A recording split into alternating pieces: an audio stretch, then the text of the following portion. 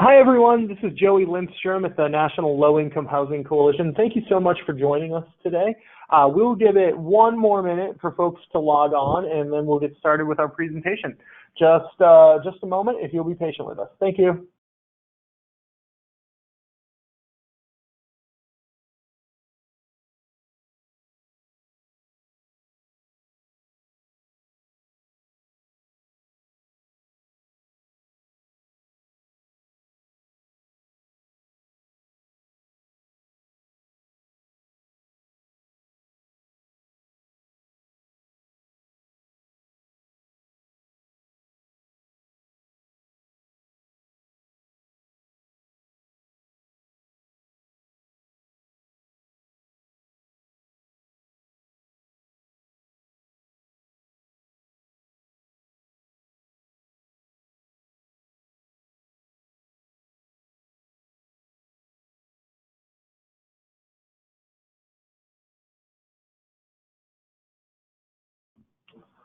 Hello, everyone, and welcome to today's webinar. This is the third installment of the Third Thursdays at 3, Our Homes, Our Votes 2020 webinar series. For those of you who joined us in previous webinars, we've covered some of the legal considerations for nonprofits doing 501c3 election engagement. And we also did last month a breakdown of planning for effective election engagement efforts. Today, we're going to cover some of the most important and helpful partners and tools who exist for helping with your voter engagement work. But first, let me start by talking about some logistics. We often get asked if we will provide access to a video recording, and of course we will. By tomorrow, we will have our video recording for today's webinar on the website, and we will send out an email with a link to that recording, as well as with the slides from today's webinar. Also, we will have time for Q&A with both myself and our guest presenter at the end. You can save your questions for the end, but please also feel free to type your questions in the box on the right-hand side of your screen in the control panel, and we'll go through those questions later on in the presentation. And then finally, if you're having any technical difficulties, you can enter any problems or concerns into the questions box, or feel free to reach out to Brooke Shipwright, whose email address is on your screen, and you can get in touch with her about the issues, and then we can stop and make adjustments. And with the technology platform, we have had to stop and make adjustments on previous webinars. So please let us know if you're having issues with the audio or with the slides coming up on your screen. Today's presenters are myself in the bow tie on the right, and Maggie Bush from the League of Women Voters. We're really excited to have Maggie with us today, and her years of experience coordinating election efforts at the national level. And we're going to talk about a few things. We're first going to do just a quick minute review of Our Homes, Our Votes for anybody on the webinar today who hasn't been on the previous ones. We're going to do an update on our presidential candidate engagement, and we've got some new and exciting news there. Then we'll do our feature topic, which, as I mentioned, is helpful partners and tools for effective election engagement. We'll do some Q&A, and then I've got some updates and reminders about some next webinars and podcasts coming up. So let's get right into it. The first few slides will be things that some of you might have seen if you were on the previous webinars. I'm just going to go over these really quickly to introduce Our Homes, Our Votes and sort of what our goals are with this project. So Our Homes, Our Votes is basically 4 components. You'll see 3 of them here on the screen. These are the components that we think of when we approach voters. We want to get low-income people and their allies registered to vote.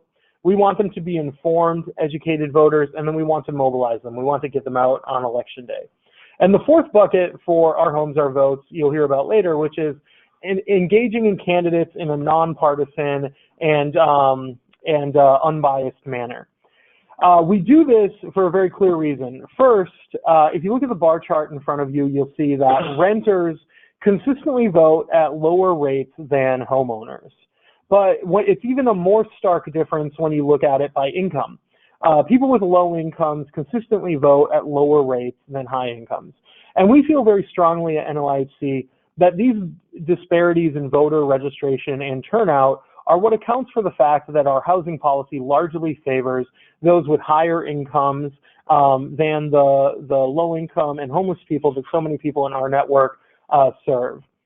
We fortunately last year were able to do some polling, and we got some really clear information that a vast majority of respondents believe that elected officials are not paying enough attention to the cost of housing, and 76% say they are more likely to vote for candidates with a detailed housing plan.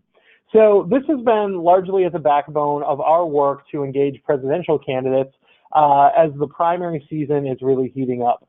And as you can see on this slide, we've had some success. There's the Our Homes, Our Votes logo on display behind several presidential candidates. Julian Castro, that's Bill Weld, a Republican candidate in the top left corner. As I said, we're always nonpartisan. In the center, that was an Iowa event with Amy Klobuchar to talk about housing and so forth. So there's been some progress in engaging candidates on housing issues. And then last night, there was a real breakthrough. I'm not sure how many of you watched the debate that took place at Tyler Perry Studios in Atlanta, but we were finally successful in getting a question asked to presidential candidates about affordable housing policy. And that might not seem like a big deal to you, except if you pause and think about it, all of the debates you've really ever watched in your life, they talk about lots of issues. They talk about foreign policy and security and gun rights, and they talk about reproductive rights, and they talk about the environment and education and healthcare. This was the first time in anyone's memory, and perhaps in history, that presidential candidates were asked in a debate stage what they would do to address housing affordability. Unfortunately, because they had to go to a commercial break, only 3 candidates got to address the issue. But that was still really exciting progress, and they all answered the question very well. Tom Steyer, Senator Elizabeth Warren of Massachusetts, and Senator Cory Booker of New Jersey gave answers on affordable housing policy. And they covered some of the key issues that we work on very closely and some of you work on throughout the country. Senator Booker talked about rights to counsel in eviction hearings for low-income people, and also talked about a renter's tax credit. The candidates talked about gentrification and redlining, and candidate Tom Steyer even talked about local communities getting in the way of housing production and the ways that federal dollars can sort of work around some of those obstacles. So this didn't happen by accident. We did some really extensive organizing over the past several months, and many of you were involved. We got 1,001 organizations signed on to a letter to debate moderators, pushing them to ask for this particular question. And when it finally happened, I can tell you we were quite thrilled. We will send out with our follow-up materials, with the recording of today's webinar, and with the slides from today's webinar, a link to a YouTube video of the question that finally came and the answers that we got from the candidates. And one of the things you'll see in the video was, even though only 3 candidates had a chance to answer the question, there were several other candidates raising their hands and hoping to be called on so that they could share their thoughts on affordable housing. And this isn't really a surprise, because we're now in a place where 12 candidates have put out their own housing plans and housing visions. We've seen some updates on that even in the last week. Senator Elizabeth Warren, who was one of the first to have a housing plan, put out an expanded housing plan, a sort of addendum to her plan, because what's happened with these candidates' housing plans is really something kind of wonderful, which is they're kind of always wanting to one-up each other. And so one candidate will produce their plan, and then the next candidate will say, oh yeah, that plan is good, and now I'm also adding these 3 things, and so on and so forth. So getting them to go on the record has been really, really effective, and we encourage you to visit ourhomes-ourvotes.org and look at the presidential pages in order to see what candidates are saying about what they'll do for housing solutions. So having talked about the presidential election and giving some background on Our Homes, Our Votes, it's time now to turn to our special topic for today, which is important partners for successful election engagement. You should know that NLIHC works really hard to produce tools and resources for our network. Things like these webinars, our voter engagement guide and plan, the voter engagement toolkit that exists on the website. The vast majority of what we're able to produce, we put together with the assistance and with the expertise of a lot of other national organizations that work more specifically on elections, and then we sort of infuse that with our perspective on housing issues. So we're very happy to have one such partner with us today, and that is the League of Women Voters. And Maggie Bush is there as the Director of Outreach and Programs. And Maggie, I'm going to unmute you and turn it over to you to take it away. Great. I hope everyone can hear me. Thanks, Joey. Hi, everybody. Good afternoon.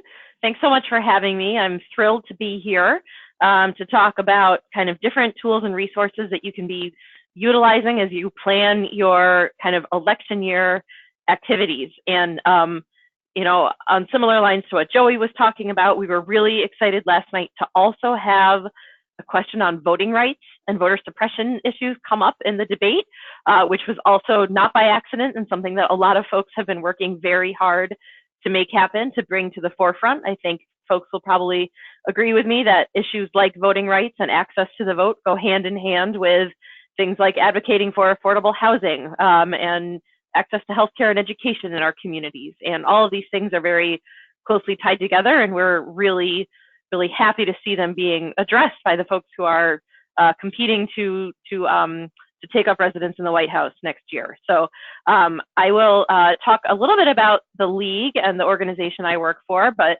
more importantly, talk about some of the other resources available to you.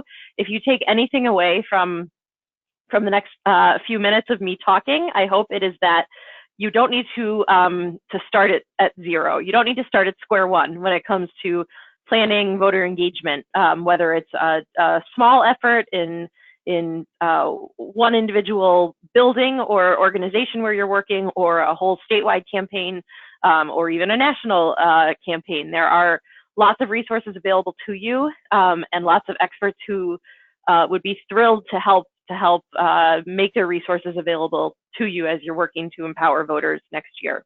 So my organization, the League of Women Voters, was founded out of the women's suffrage movement. We'll be celebrating our 100th year next year. I hope that some of you may already be familiar with your local league in your community, may have even done things like voter registration or education partnerships. We have 750 affiliates around the country in many, many local places. We're active in all 50 states.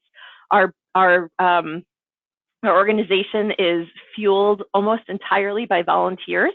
We have staff here in Washington, D.C. I myself have been on the staff for over 10 years, managing programs around some of our national voter engagement and registration activities. But we have volunteers everywhere who just live and breathe voter engagement and empowerment. And I'll talk a little bit in a few minutes about how to connect with your local league if you would like to get some help with your voter engagement work. We never endorse or oppose candidates. We mobilize hundreds of our affiliates during big campaigns such as National Voter Registration Day. We mobilized 400 of our affiliates in 2018 for National Voter Registration Day. All of our affiliates register voters year in and year out, all year long. In 2018, we served 5 million voters online, and I'll talk about some of our online resources in a minute. And we also served more than 6 additional million voters in person and on the ground through a variety of our activities. So we're really excited to share what we know about what we have to offer and what other organizations have to offer. So if we go to the next slide, I'll talk a little bit through some other national organizations and what they have to offer. I'm guessing some folks are already familiar with Nonprofit Vote. They're a key partner of ours at the national level. I know they're a key partner of Joey's and his team at the coalition.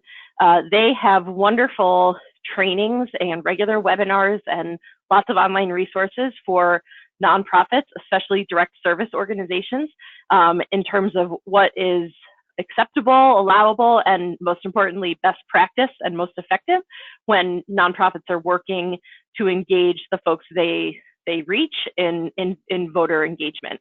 They have great state-by-state election resources. They run National Voter Registration Day, and so through that effort, bring together thousands of organizations to encourage voter registration. And they also do really great research on the role that nonprofits play and the critical role that we play in engaging voters, particularly underrepresented groups of voters and hard to reach communities of voters who often get left behind. And folks like your residents and the folks that you reach in your communities and represent in your communities are likely to be some of those very communities. So they do great research and highly recommend checking out their website and their training series. Next is the Alliance for Justice. So Joey mentioned that you have had some training already at webinars on the legal side of voter engagement, and it may be that Alliance for Justice was the provider of that training. I'm not sure, but I will say that Alliance for Justice provides really great and easy to understand training and guidance around what's okay for nonprofits to do when it comes to electoral engagement and advocacy and lobbying. So they have a hotline, as you can see here. They have really helpful do's and don'ts sheets. We have made these sheets available at our own conferences and to our local volunteers and teams. I will also say they do a great webinar series as well. Our entire staff here at the League participated in some of their training series last year, just as a refresher course, and a great kind of quick training, getting up to speed for new staff on what's okay when it comes to engaging in elections, because there is a lot we can do as nonprofits to engage voters around elections. But there are some things to be aware of in terms of maintaining your nonpartisanship and your legal status. So Alliance for Justice is the place to go for that kind of information. So next is the Election Protection Coalition, or the Election Protection Hotline. You will see this phone number, 866-OUR-VOTE, promoted everywhere next year. So they have, this is a hotline and a coalition that is powered by lots and lots of organizations working together to have a single place voters and advocates like us can go, especially right leading up to and on election day, if we see problems. So people from our staff at the League help staff that hotline. People from lots of the legal organizations engaged in voting rights work staff that hotline. And it's a really, really well-coordinated, well-established effort of a lot of organizations to make sure voters are getting assistance in real time. So a great example of this in 2018, as some of you may know, in Georgia, several African-American precincts were found to have voting equipment not working early in the morning on election day. And so through calls that were coming into that hotline, the key advocates were able to identify that. They ended up calling on groups like mine, like the League and others, who have local volunteers stationed in these neighborhoods in Georgia to physically leave their houses and go down to those polling places and try to help the elections officials figure out what to do to get those voting machines up and running as lines were kind of building up outside and as they had a really pivotal election happening in that state in 2018. So that's how the hotline works. So if you are hearing from residents or folks that you work with, or even just people in your own life about any kinds of election problems. So people are having problems at the polls, or you think someone's being turned away from voting inappropriately, anything like that, the hotline can help connect you to legal help if that's what's needed, or to local organizations to help protect voters and make sure people's ballots are cast successfully. So that hotline will be up and running for the primaries as well as through the general election next year. And at some point it's staffed, constantly by a large number of folks to make sure any potential issues get dealt with quickly. So next is, I think, NALEO, which is the National Association of Latino Elected and Appointed Officials. So they are just a wonderful organization that works represents elected officials across the country and have a huge civic engagement kind of arm that works to engage voters, protect voters, provide Spanish language resources for voters, as well as elected officials on issues related to voting and elections.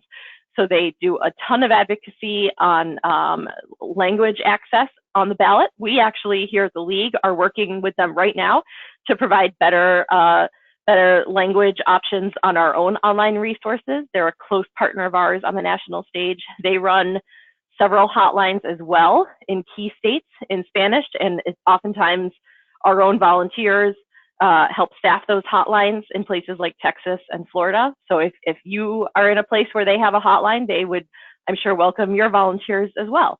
And so they also have great kind of guidance on navigating elections and and great Spanish language resources. Next is Rock the Vote, who I'm sure everyone has heard of. They do a lot of wonderful things, but I would say the most kind of important thing that they do for our purposes is they power a phenomenal online voter registration tool. And we'll talk a little bit more in a minute about what online voter registration tools provide, but they have an easy to access tool that can be embedded into your website. We at the League use Rock the Votes tool and have for a very long time to help people register to vote. They also provide all kinds of great messaging, specific, especially around empowering young people to have a voice in our democracy. And they provide as well lots of great training opportunities. They have lots of events that happen in major election years around the country. And they're great to follow on social media. They have great shareable messages and that sort of thing in big election years. So next is the Brennan Center. The Brennan Center is housed at NYU. They are a key legal partner to many of us who work on voting rights litigation issues. They do great research specifically on the kinds of things that are going well for voting reforms. So what kind of voting reforms are being put into place that actually inspire larger turnout, particularly among underrepresented communities, and then also what's the harm being done to voters. So they have been behind some of the key research on the harm of cutbacks to early voting and voter ID laws and things like that. So they put out great research. They're a key sort of behind the scenes legal partner in much of the pressing litigation that gets done around voting rights, and have just really accessible information on their website anytime you're looking for more reform and advocacy oriented kinds of things. And they also have good information on rights restoration. If you are encountering folks who were formerly incarcerated and you're not sure how the rules work in your state for them to gain access to their right to vote or to reclaim their right to vote, the Brennan Center has great resources around that as well. So next is the Fair Elections Center. Now the Fair Elections Center is another, what we would call sort of a legal partner. They have a team of lawyers who work on bringing cases related to voting rights and voter suppression, and also expanding voting rights. They work particularly on a lot of work related to making sure that the Motor Voter or National Voter Registration Act is being complied with at the state level. That's the federal law that requires that all DMVs and public assistance agencies offer voter registration opportunities. So they've been behind a lot of the successful advocacy and litigation efforts there and on other issues as well. One thing that they have that's really great and that I rely on a regular basis, and many organizations do, are their state-by-state resources. Here on the slide, you can see on their homepage, they have a button called State-Specific Resources. So they have not only how voting works in every state, but they are one of the only organizations that has how voter registration drives are governed on a state-by-state basis.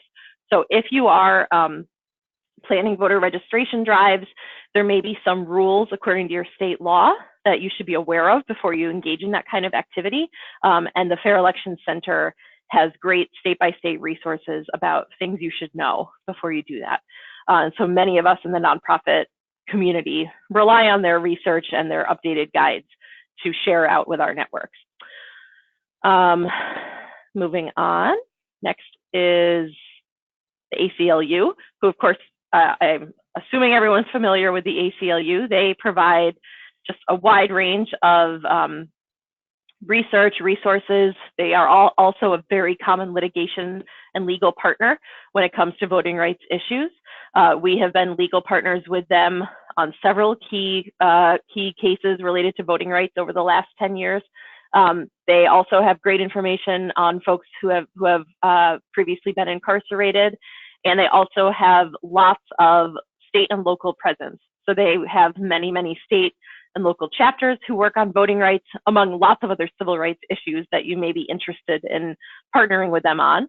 And Joey here has said that they specifically have issues, have information in some states related to the voting rights of homeless people who don't have a fixed address, and have done advocacy on that, I know as well. So they're a great organization to connect with as well. And I think that's the end of the main organizations we wanted to make sure you knew about. And again, any number of these organizations might have resources that are available to you. Joey, through these webinars and through this campaign, is also trying to bring that information to you in a digestible and easy to access way through the trainings that he's offering. So we have colleagues and friends at all these organizations who would be happy to answer questions or help you troubleshoot at any point in time, and myself included, and we'll show my contact information at the end here. So now I just wanted to talk through some of the online resources that hopefully you're considering. Was someone trying to break in there? No, okay. So some online resources that we hope you'll consider using, and things that, again, already exist and are easy to implement on your own website or to share out so that you're not having to do this work yourself. So lots and lots of folks, especially in big election years, are not sure if they're registered to vote, or are not sure if they updated their registration when they moved, right? So you all are working with communities that have frequent mover status. Certainly young people tend to move around a lot. There are large communities of voters who move around a lot and need to check or update their registration. So your local state election officials site, many of them now have very easy to use online tools to verify or update your registration status. And the key time to be encouraging voters to update that status or check it is before a voter registration deadline hits in your state. So most states do have some deadline for registering to vote. Luckily, a growing number of states allow registration updates and address updates and things on election day itself, but the majority of states still have some deadline ahead of election day, when voters need to be appropriately registered at the address they're residing at. So promoting that ahead of election day, at the same time you'd be encouraging folks to get registered as a new voter, is really, really key here. Our website, the League's website, vote411.org, for every single state has a link where you can verify that voter registration. And then a lot of the partners I just mentioned also have that kind of easy to access information on their sites, as would your state or local elections office. To register voters, moving to the next slide, there are lots of tools. I mentioned Rock the Vote has a great tool that we use and many others use. There's also a great tool called TurboVote that many, many organizations and many, many colleges and corporations are pointing to help people register to vote. Vote.org is another great option. So there's a number of embeddable online tools, many of which are free, to put on your website or to drive people to help people register to vote online. So voter registration works a little bit differently in every state, but what these tools do is, in the 37 states and DC that offer online voter registration, these tools will gather a little bit of initial information from the voter. Luckily, that's contact information that you usually can then use to follow up with voters and get them to opt into your email and that sort of thing. The tool will collect that initial information from that voter, and then in most cases, in the 37 states plus BC that have full online voter registration, it will pass that voter over to their state's online voter registration portal to finish the process fully online. So it's a seamless online experience for those voters in, luckily, the majority of states. In the remaining 12 or so states that do not have online voter registration, these tools will automatically know that and will generate a printable PDF version of their voter registration application, and then email that to the voter. They will then need to print it, sign it, and mail it into their state or local elections official. And the tools provide instructions on where exactly to send those applications. So even in those states that have not yet joined the 21st century and made voter registration available online, these tools help bridge that gap and make it easier for voters, and then provide lots of things like follow-up emails and text communications to remind folks to finish their application process to register to vote, or to get out and vote. So these are really important, easy to use tools. Again, they've done the really hard work of building these tools so that they work correctly and as efficiently as possible in every state. Some of you may know that your state online voter registration portal, for example, may only work if voters have an active driver's license, which many of the folks in your networks may not have an active driver's license in your state. So in many cases, these tools, like the Rock the Vote tool, will ask the voter as they're filling it out if they have something like a driver's license, if that's required for the online voter registration portal. If the person does not have that required information, they'll then point that person to the print, sign, and mail option, which is something that's not ideal, something that many advocates like my organization are working to change to make these online tools accessible to everybody, regardless of ID status. But at least these tools will help troubleshoot and walk voters through the appropriate way to make sure they get successfully onto the registration rolls. And again, the important time to be pushing and promoting a register to vote tool is ahead of any deadline that is coming up in your state, whether it be ahead of primary elections or, of course, the general election in November. So just to show you a picture on the next slide here of what a tool looks like. So this is, I think this is our tool. Yes, on Vote 411. we just updated Vote 411 and redesigned it. So I'm still getting used to the new look and feel of it. But this is what our tool looks like. So even though it's Rock the Vote's tool, you can see it is designed to kind of fit in with the flow and look of our website. And it's very easy to implement. It's a simple two-screen process for the voter, for whoever's using it, and very, very simple to use. So next, we're going to talk about some of the other things that are available online beyond voter registration. So certainly there's lots of questions that people have about voting that go beyond registration. So when is the election happening? What time do the polls open? How does early voting work? How does absentee voting work? Can I go to the polls on election day and update my registration right then and there? All those things are questions that differ depending on what state you live in. So we here at the League on our website, which is vote411.org, I'll show you guys that in a few minutes. We have that information searchable by state. So do many of the partners I mentioned before, especially Nonprofit Vote, Rock the Vote. They would all have this kind of information easily searchable online. And it's critical to have that information at your fingertips, because if you're helping to engage the voters in your community or at your properties or whatever the case may be, follow-up questions are going to come up. And so knowing where you have a go-to resource is really important to making sure that you give people the information that they need. We know that one of the key questions always is, where do I vote?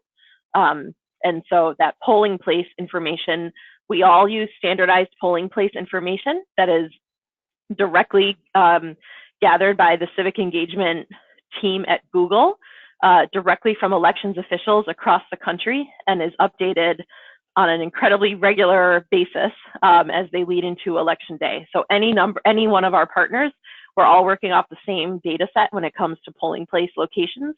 And then we also link to backup links to backup information that the states provide themselves on their own websites, just if you're curious where that data comes from. So next, many organizations do voter guides. The League, this is something that we at the League of Women Voters tend to be best known for. So we and other organizations, including like Rock the Vote and ACLU, I believe, do nonpartisan voter guides providing information about who is on the ballot. And so we know that particularly young people and first-time voters don't tend to know all who's on the ballot.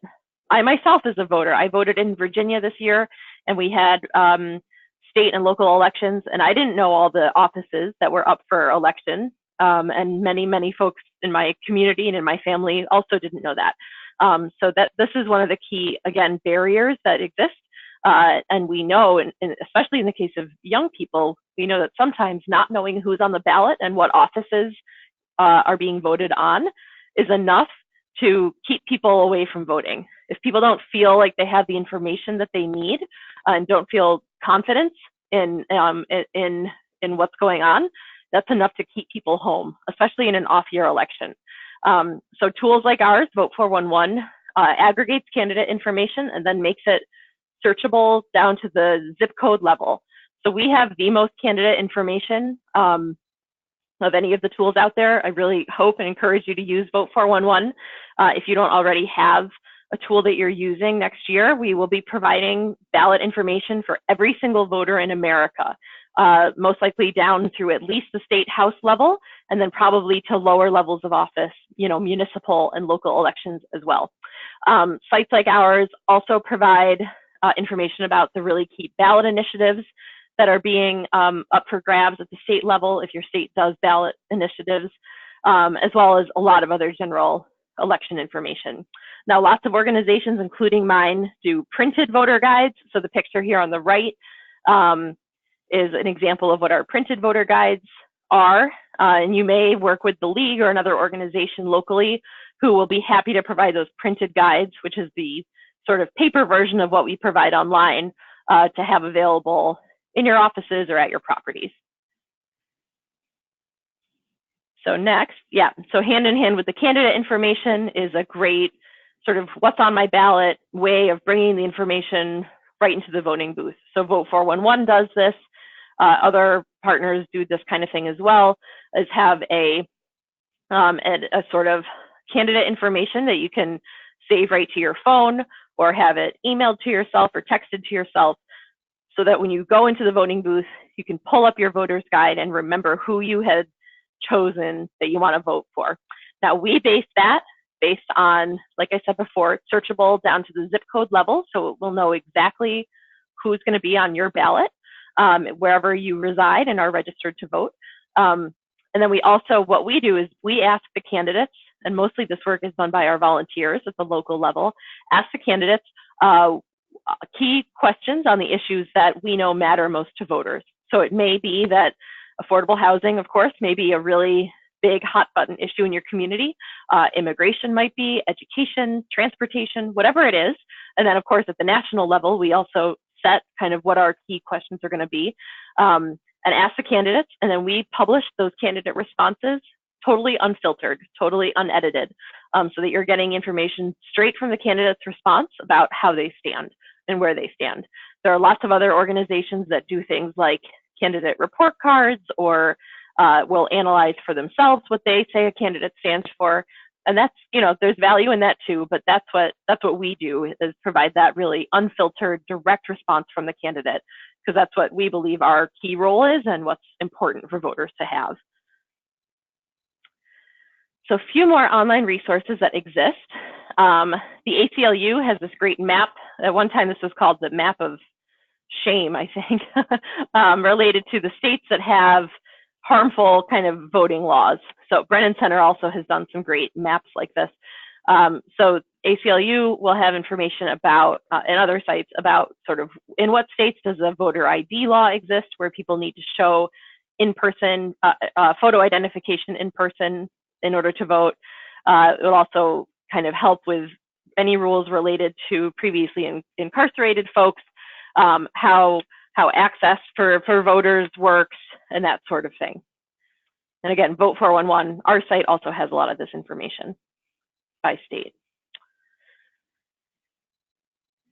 So next, we already talked about hotlines. So the 866-OUR-VOTE hotline is the main one to know, and there's also a Spanish language version, and then there'll be other language availability as well. In key communities, there will be Asian language hotlines and so forth, moving close to Election Day. And then the Department of Justice also has a voting rights hotline, though I would stick with 866-OUR-VOTE for this year. And then finally, I'm just going to talk for a second, and then happy to answer questions about how to get involved with your local league. So I've already mentioned a few different ways that this might work. You can certainly, if you don't already know your local league, you can certainly reach out to them, and I'll put up our website here in a minute, to ask them to come register voters at your location, or to many of our leagues provide training on how to host a voter registration drive, and they would be doing so with the knowledge of how voter registration drives work in your state. And then we provide lots of other trainings and that sort of thing for groups, but you're welcome to reach out to them. Many of our leagues already work with the affordable housing, partners in their communities, so you may already know our volunteers. As I said before, many of our leagues also put out paper voter guides, as well as provide information like postcards or flyers and that sort of thing about how to access our online voter guides on vote411.org. Certainly, to the extent that you have email listservs or social media networks where you're reaching people, any of those networks are all really important to reaching voters, as is the personal ask. So if you personally represent a group of people or are interacting with them as a leader, if you're a trusted voice in your community, them hearing from you that voting is important and them personally being asked by you to vote is shown to be really, really important and effective. So please be doing that and be thinking about all the ways that you can reach people and encourage them to vote. And the league can help provide language, information, invitation to events. We host hundreds of candidate debates and forums throughout the year, but especially in big election years. And in many cases, our leagues are looking for partners and for folks to attend those. Now, just to show you some of our online resources, which I've talked through already. So our Vote 411 website has all that candidate information as well as all the other voting information that I talked through. And then LWV.org, which is our homepage, also has a search for your local league. You can search your local league and get connected right to their website. We also publish lots of tips and ideas on our website and on our social media throughout the year to help folks engage in elections. Whew, so I'm going to stop there, and I hope that you might have some questions. Thank you so much, Maggie, for all that wonderful information, and thank you for doing so much of the heavy lifting for today's presentation. That's really, really informative and really helpful for our attendees today. Brooke Shipwright on our field team has been monitoring the questions box, but I'll remind all of you who are attending today's webinar that you can enter questions in the box on the right-hand side of your screen in your control panel. Brooke, what questions do we have at this point? Sure. We have one here. Someone is asking, is there information on how women fleeing domestic violence can avoid having their address listed on voter rolls? Yeah, so that information, that's a really important question, and I'm glad it was asked. And that kind of information, so who can be exempted from making it onto public voter registration databases, does differ by state. And the state elections official office or your local election clerk's office or something like that would be the best person to ask. I know in some states that information is actually right on the voter registration form, and then in other cases you would have to make a special request to be sort of a private entry on the voter registration rolls. great question. Maggie, I don't remember if this is also on vote411.org, but I know on nonprofitvote.org's site, there's a voting in your state function where when you click on a given state, it lists several very common things, but one of the things you can also click on is voting and domestic violence. And I think what they do is for each state, that link takes you to the page that provides the necessary sort of information and instructions for making that work. It would, yep. Yeah. And we and others also have a lookup for your local election official. So if it's not easy for you to find out who that is through an online search, all of these tools and partners that we've talked through have a directory of kind of who to talk to locally about any, individual questions that come up about any individual circumstance when it comes to voting, if it's not something that can be kind of more generically answered.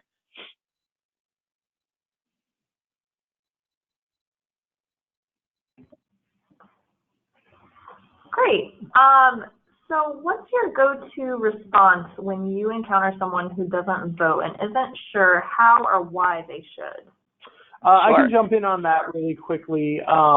First to say, as it relates to voter registration, we are going to have a special webinar on messaging and voter registration. That is, in fact, next month. So it's a good segue. We're going to spend a whole hour kind of exploring how to overcome a lot of the reasons that people don't vote. But from my experience, I think the best thing to do is to always phrase voting as a positive action that is about the future of the community or the neighborhood. And very often that'll be more motivating to people than sort of playing to their fears or talking about, people who need to be defeated. I think oftentimes couching it in positive messaging about a shared future for the community is really effective. That's right. And all the research backs that up. So year after year, they do this research to see what's motivating to voters, and it's absolutely that positive empowerment message, and then directly relating voting to the issues that are going on in the community. So someone doesn't vote, but certainly that's someone you can engage in a conversation about, well, what about the fact that our schools are chronically underfunded and our roads are falling apart? These are the things that are controlled by the folks that are, being elected in our state capitol and in right here locally. And, they need to hear from us, because if we don't speak up for what our community needs, it's not going to be known by our officials, by the people we elect. And so making that really personal connection and that personal ask. We know that even though celebrities and political people at the national level and all kinds of folks will be encouraging people to vote next year, all of the research says that being asked by someone you personally know, especially someone who's a trusted voice or leader personally to them, makes the biggest difference. So asking our peers and our friends and our family members to do it is just really, really critical. Great, thank you, Maggie. This one is specific to the League of Women Voters. For people who are wanting to get directly connected to a contact at a local League of Women Voters, how would they go about doing that? And if they're struggling to find someone to get in touch with or, getting connected to specifically, how would they go about getting better connected? Sure, great question. So yeah, our homepage has that search functionality for all of our local leagues. But of course, as in all volunteer organizations, sometimes capacity and responsiveness and that sort of thing does vary, from place to place. I would say if you're having trouble getting in touch with someone in your local level, reach out to our state league. So every state has a league. So if you're in New Jersey, Google the League of Women Voters of New Jersey and say, hey, I'm really trying to get in touch with someone in Camden for this event we're holding. And in many cases, our state leadership will know right away who's the right person locally to talk to, or there may even be someone at the statewide level who can help cover that. Thanks, Maggie. So here's another question. Is there any chance that election dates and registration deadlines for 2020 can still change, or are they set in stone?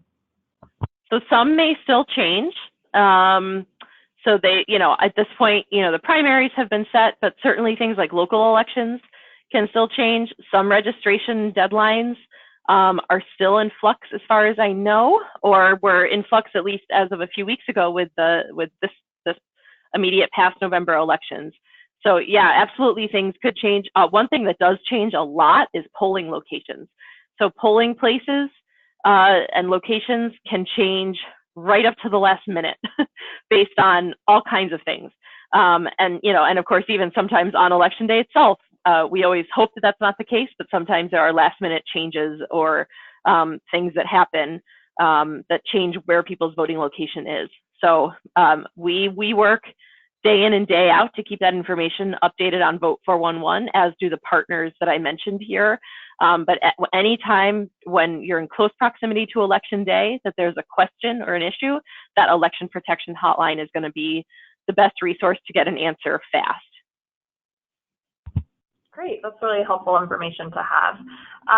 So we have one more question I'm seeing, but if anyone has any other burning questions before the end, make sure you type that in. We'll have another chance at the very end after Joey goes over some more information. But the last question I'm seeing right now is that you talked about NALEO, but what about ballot access in languages beyond Spanish? Do voters have the right to bring in an interpreter to the voting booth? So in most cases, yes.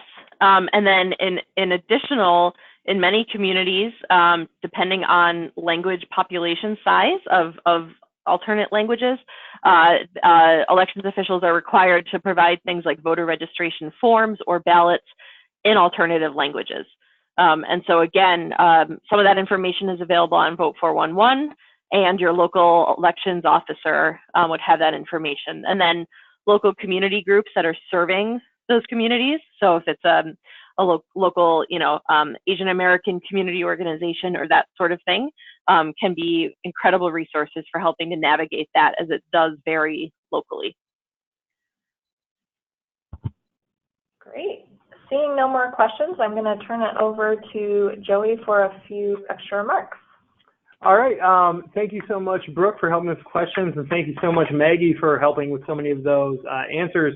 I'm just going to wrap it up with a couple of additional announcements. One is that our third Thursdays at 3 podcast and webinar series continues next month. And as I mentioned, we will move on to voter registration.